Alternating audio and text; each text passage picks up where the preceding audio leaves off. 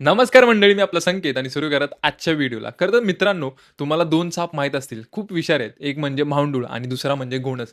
आता म्हाऊंडूळाची काय खासियत असते, की म्हाऊंडूळ 2 तोंड असतात त्याला आणि एका तोंडाने ते पुढे सरकत असते आणि दुसऱ्या तोंडाने ते मागे सरकत असते. म्हणजे खातेच त्या तोंडाने हागत असते. आणि दुसरी गोष्ट घोणस का फेमस आहे? कारण घोणस भलेही चावते कमी, म्हणजे चावते भरपूर, पण विषारी कमी असते. पण तिने जर का शेपटीचा फटका मारला, तर माणूस 100% मरायचे चान्सेस हे 100% असतात. आता दुसरी गोष्ट असेच 2 साप आपल्या टीम इंडियाच्या कोचिंग स्टाफमध्ये आहेत. आता माउंडूळ म्हणजे आपले महान कोच गौतम गंभीर आणि घोणस म्हणजे श्री महान अजित आगरकर दादा. आता मी त्यांना हे असं का म्हणतोय हे तुम्हाला सांगतो. 4 वर्षा अगोदर हेच साहेब सगळ्या पॉडकास्टमध्ये जेव्हा जिकडं-तिकडं मुलाखत होत होती, तेव्हा हेच साहेब ओरडून-ओरडून सांगत होते, की "एक छक्के मॅच नहीं जिताया, एक छक्के मॅच नहीं जिताया." म्हणजे हे सांगून अक्षरशः त्यांच्या तोंडाला आणि गांडीला फेस येत होता. पण ह्याच्यावरून हे एवढं थांबले का? नाही. महेंद्रसिंग धोनी ह्यांच्याबद्दल ते नको-नको ते बोलत होते. म्हणजे हां, मान्य आहे की भाई तुम्ही 97 रनाची पारी खेळली, त्याच्यामुळे आपण वर्ल्ड कप जिंकला. पण तुमच्यामुळे सुद्धा वर्ल्ड कप नाही जिंकला. हे मला कुठेतरी क्लिअर करायचं आहे. आणि महेंद्रसिंग धोनी तर तुम्हाला माहिती आहे की चाहता वर्ग किती आहे.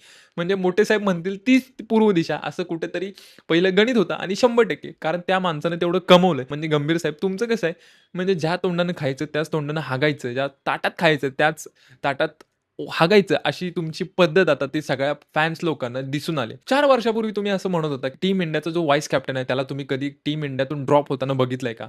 त्याच्यानंतर टीममध्ये फेव्हरेटिझम चालतं होतं. असं तुम्ही सातत्यानं सगळीकडे जाईल तिकडे म्हणत होता.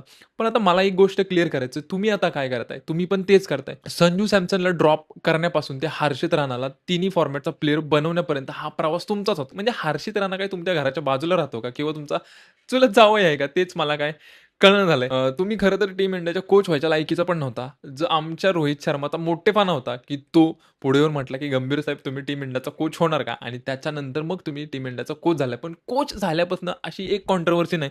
टीम इंडियाच्या ॲटमॉस्फिअरला तुम्ही पूर्णपणे घोडा लावून टाकलाय नाही. पण तुम्ही किती काडे लावे, आग लावे हे आता सगळ्या जगाला कळालंय.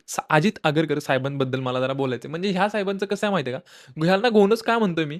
म्हणजे हे साहेब कमी बोलतात, पण शेपटीने फटका मारतात ते. कारण बॅकग्राऊंडला राहायचं आणि कारस्थान करायचं आमच्या रोहित शर्मा आणि विराट कोहलीवरच आहे. म्हणजे टीम इंडिया वर्ल्ड कप कसा जिंकेल ह्याच्याकडे तुमचा फोकस नाही. म्हणजे टीम इंडियाचे कसे लागतील ह्याच्याकडे तुमचा मेन फोकस आहे. पण लोकांच्या मनातून तुम्ही एवढं उतरलाय तर की तुम्ही 4 चौघात आला, तर तुम्हाला लोक तुमच्यावरती पिवळी शाई फेकून मारायला कमी करणार नाहीत आणि तुम्हाला चप्पल फेकून मारायला कमी करणार नाहीत. एवढं तुम्ही लोकांच्या मनातून उतरलाय. चुकून जर का 2027च्या अगोदर रोहित आणि विराट कोहली या दोघांनी म्हणजे आमच्या रोकोनी जर रिटायरमेंट घेतली, तर तुमचे यायला लागणार हे 100%. मित्रांनो तुम्हाला काय वाटतंय? मला तुमच्या प्रतिक्रिया कमेंट बॉक्समध्ये सांगायला विसरू नका आणि फॉलो करायला विसरू नका. भेटूया अशाच एका व्हिडिओमध्ये. तोपर्यंत धन्यवाद.